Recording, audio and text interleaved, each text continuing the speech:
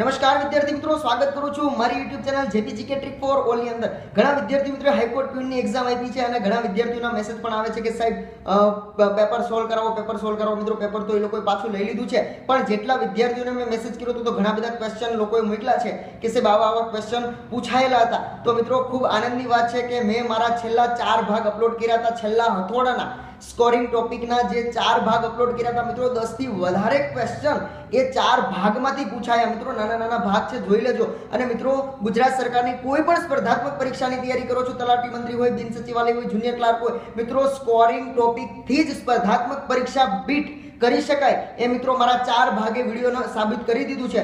મિત્રો નવા હોય તો ચેનલને સબસ્ક્રાઇબ કરવાનું ભૂલશો નહીં મિત્રો. છેલ્લા 4 ભાગ છે એ જોઈ લેજો, તમને કોઈ પણ સ્પર્ધાત્મક પરીક્ષાની અંદર ખૂબ કામ આવશે.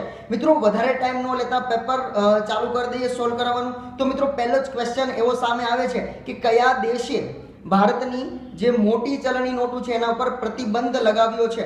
તો મિત્રો મારા છેલ્લા હથોડા સ્કોરિંગ ટોપિકની અંદર મેં વાત કરી હતી કે મિત્રો નેપાળે ભારતની 200ની, 500ની અને 2000ની નોટ પર પ્રતિબંધ લગાવ્યું છે. તો મિત્રો એની અંદર જવાબ આવશે નેપાળ. ઓકે મિત્રો, આગળ વધીએ. ખૂબ સહેલા પ્રશ્નો હતા મિત્રો અને જેની તૈયારી ખૂબ હતી એ મિત્રો તો 90+ માર્ક્સ લાવવાના છે, ફાઇનલ છે. ઓકે મિત્રો, નેક્સ્ટ ક્વેશ્ચન ઉપર જઈએ. તો મિત્રો બોગીબીલ બ્રિજ કયા રાજ્યમાં આવેલો છે? તો મિત્રો સાચો જવાબ આવે છે આસામ. મિત્રો વાત કરી હતી મેં કે આસામ અને અરુણાચલ પ્રદેશને જોડે છે 4.94 કિલોમીટર લાંબો બ્રિજ છે. અને મિત્રો ભારતનો પ્રથમ રોડ રેલ બ્રિજ છે. રેલ પણ ચાલશે અને વાહનો પણ ચાલશે. તો મિત્રો સાચો જવાબ એની અંદર આસામ આવશે. ઓકે મિત્રો, આગળ વધીએ. મિત્રો સૌથી સહેલો પ્રશ્ન, દેશના પ્રથમ નાગરિક, એવો પ્રશ્ન મિત્રો પૂછાણો. તો મિત્રો ભારતના રાષ્ટ્રપતિ છે એ ભારતના પ્રથમ નાગરિક કહેવાય છે. ઓકે મિત્રો, આગળ વધીએ. કોઈક મિત્રએ ઉદવાડા લખીને મોકલેલું છે, તો ઉદવાડા એટલે મને એવું લાગે છે પ્રશ્ન એવો પૂછાણો હશે કે ઉદવાડા છે એ ક્યાં આવેલું છે? તો મિત્રો જવાબ એનો આવશે વલસાડ. ઓકે મિત્રો, આગળ વધીએ. ડોક્ટર સલીમ અલી અભયારણ્ય ક્યાં આવેલું છે? તો મિત્રો સાચો જવાબ આવશે ગોવાની અંદર છે. ઓકે મિત્રો, મોસ્ટ એમપી ચર્ચિત અને સ્કોરિંગ ટોપિકના હથોડામાં મેં વાત કરેલી કે સબરીમાલા મંદિર ક્યાં આવેલું છે? તો મિત્રો આપણો જવાબ આવશે કેરળની અંદર. ઓકે મિત્રો, આગળ વધીએ. મીરાબાઈ ચાનુ કઈ રમત સાથે સંકળાયેલા છે?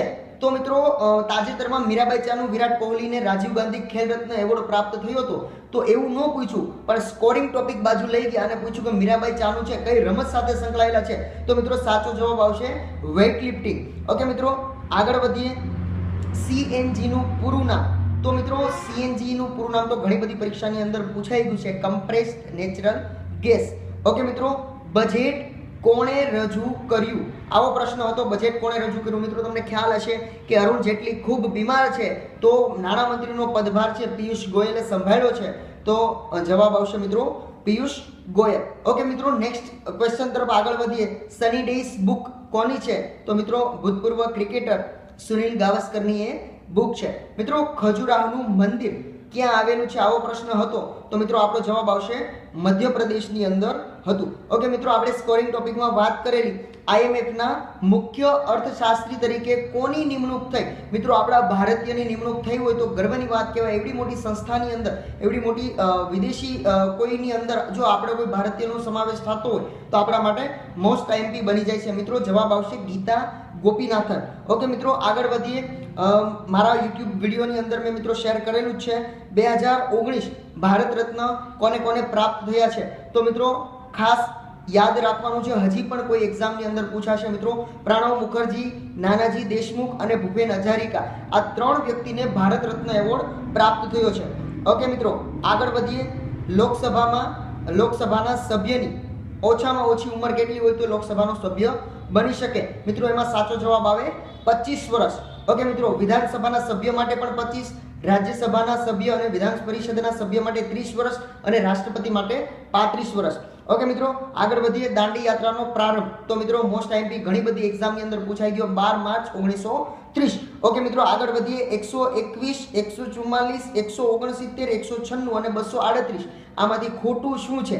તો મિત્રો જવાબ આવશે 238. 121 છે 11 નો વર્ગ છે, 144 12, પછી 13 નો 169, 14 નો 196, 15 નો થાય મિત્રો 225, પણ અહીંયા જવાબ આપ્યો છે 238. તો મિત્રો 238 ખોટો જવાબ. રહેશે. ઓકે મિત્રો, તમારી પાસે ક્વેશ્ચન હોય તો મોકલો મિત્રો, ચોક્કસ પ્રયત્ન કરીશ તમારા માટે હું વિડીયો બનાવી શકું. તો મિત્રો એટલા ક્વેશ્ચન મારી પાસે આવેલા હતા. વધારે ક્વેશ્ચન આવશે તો મિત્રો નેક્સ્ટ વિડીયો જલ્દીથી અપલોડ કરીશ. મિત્રો વિડીયો શેર કરવાનું ભૂલશો નહીં. મિત્રો કોઈ મૂંઝવતા પ્રશ્ન હોય તો પણ પૂછજો. Thank you very much.